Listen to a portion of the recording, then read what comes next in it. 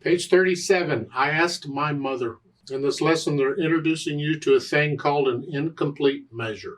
Could be called a pickup measure, an anacrusis. It has different names. Doesn't matter what it's called. The point is, it doesn't have all the beats according to the time signature, because the time signature says it's got to have so many beats in it. Well, that's fine and dandy, except we don't always want to start a piece on beat 1. Sometimes we want to start it on some other beat of the measure. That's where pickup measures come in. What they typically do is they'll go to the last measure of the piece, look at the bottom, and they'll take that measure and they'll split it, and they'll take the end of that measure and they'll put it at the beginning. So the pickup measure and the last measure put together is a total of however many beats the time signature says. In this case, it's 3/4 time. So there's 2 beats at the bottom, and this is beat 3. The point is, we're not coming in on beat 1, we're coming in on beat 3. 3, 1, 2, it's a pickup. 2, here, the feeling. That's where the natural accents come in really important, because typically a person or people, when they're hearing you, they will think the first note you played is beat 1. I mean, why not? That's what you start at the beginning. So when you start on some other beat, the natural accent helps to tell them to hear that feeling. Now, an incomplete measure could be any number of beats, as long as it's not the whole measure. So like in 4/4 time, an incomplete measure might have 1, 2, or 3 beats in it. Doesn't matter. And then the rest, the other beats would be at the end. So let's look this over. It's 3 lines long.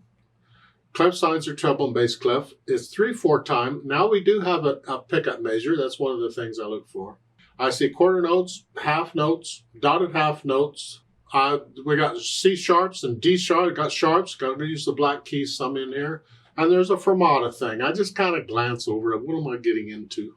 Typically, we take this one hand at a time because the hands are playing together, but that left hand isn't doing that much. So I'm going to shorten the video. I'll talk both hands together here. So we're starting with left hand on thumb on G here. That puts the hand here.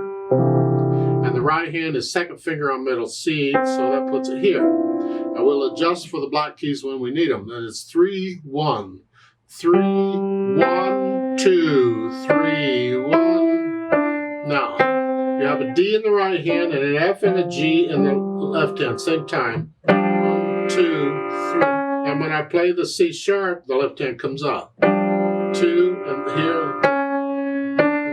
Okay, again, that D. 1, 2, 3, 1, 2.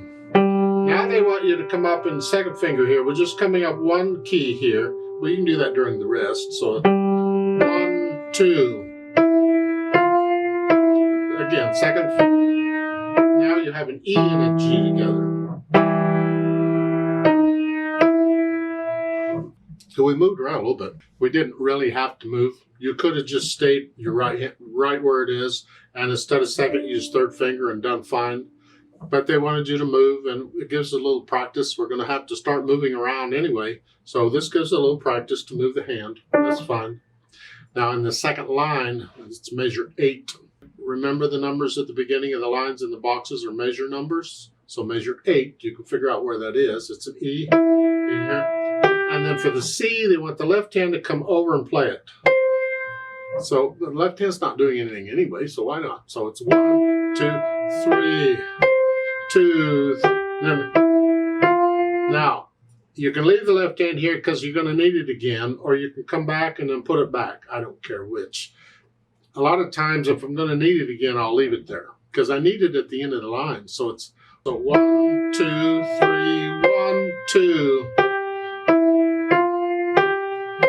And now I can come back down. And then measure 13, it's an E and a G here. And then an F and a G. And then an E and a G. 1, 2, 3, and then a C and a G. And those are tied. So the last measure, I just add the C and the E with it, to it. So the last 2 measures is 1, 2, 3, 1, 2, 3. And then with the fermata, I'll do that in a minute. So right now it's just there. Now, once I get the idea of the notes and the fingering and all, and moving around and what I'm doing, Then I'll go back over it slowly and carefully and get rid of the hesitations. Here, it would be nice if you could play most of this without looking at the keyboard. You might have to move or look down when you move the right hand up a note key. Eventually, you want to get to where you don't, because you can go up or down one key without having to look eventually. You just know what that feels like. But in the second line, when you got to cross over, you got to look down to see where your hand is going. And then when you bring it back, you got to look down. That's okay. Just don't look down any more than you have to. Generally, when you look down, you're only glancing down for a moment, because you just need to see where your hand is going, and then you can look back at the music. So you don't look down and stay looking down. Just look down for a moment. Then once I have the notes and the rhythms and fingerings, then I'll think about the articulation and the fermata at the end. We're going to lift up for the phrases. So connect these. Lift up is like taking a breath. So 1, 2. Lift up. Sit, lift. I'm lifting up for the phrasing. That fermata at the end, hang on to that for a little bit to what feels right, whatever feels right, and then lift up. If I do it with a metronome, I double the value, and so instead of 2 counts for the half note, I'll hold it for 4 and then lift up. Yeah, that's the way I do it. You do it any way you want to. Your teacher may have another way to do it. That's fine too. And once I have the articulation, then I think about the dynamics. F at the beginning is loud, forte, and it looks like that's the only dynamic they give you. Isn't that nice? Well, if it's melody, that's what it applies to. It's loud here. Here. But in the third full measure here, that F and G together, that needs to be in the background. That's not melody. Can you heavy, light, at the same time? I keep asking you to do this because I know it takes time to get, so just keep at it. Remember the natural accents? 1, 2, 3. 1, this is where the 2 here comes in.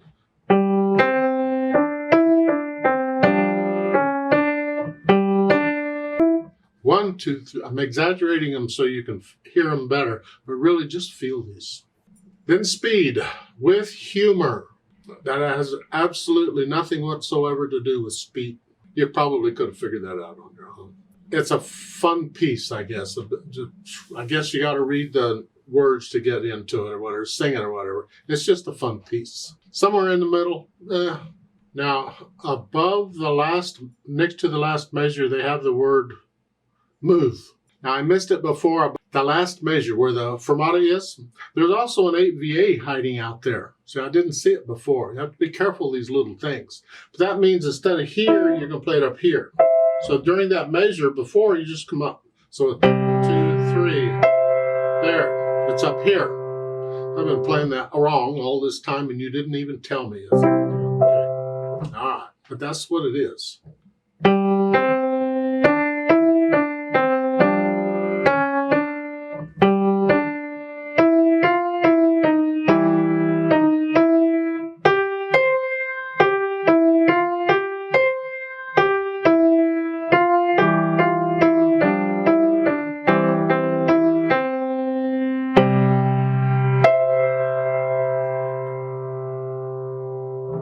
At the bottom, in closer look, they say right in the counts below the first line of the music. They're just doing this to make sure you know you're starting on count 3. So it's 3, and then the half note is 1, 2, and then 3 for the quarter note and so forth. You can do that if you want. I ain't going to bother. I'm too lazy. Now, in the last 2 measures below the staff, they say use the damper pedal. I don't agree with it, but they're saying to use it okay. The idea is they want the overtone. The damper pedal changes the sound quite a bit, and so that's why you have to be careful when you use it. You don't use pedal unless you absolutely have to. But they're saying to, so you might want to try it. You're going to push the notes down first, and then immediately after you push the notes down, you push the pedal down. So it's do-dum, like so. Start the sound before you do them. So it's here. Hold the pedal down, and then at the end, the pedal and hands all come up together. And that's it. So good luck with that. In my opinion, you don't need it at all, though. I'll leave that up to you and your teacher. Let's play this together very slowly and check the notes and the rhythms. I'll give us 2 counts because we come in on beat 3. So it's just going to go ready, go, and then we go. Ready, go. 2,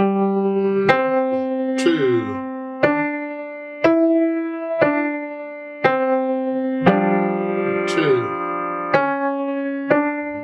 2, 2.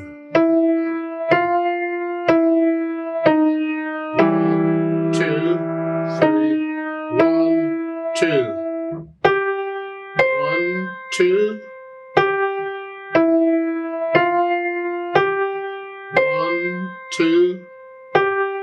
1, 2.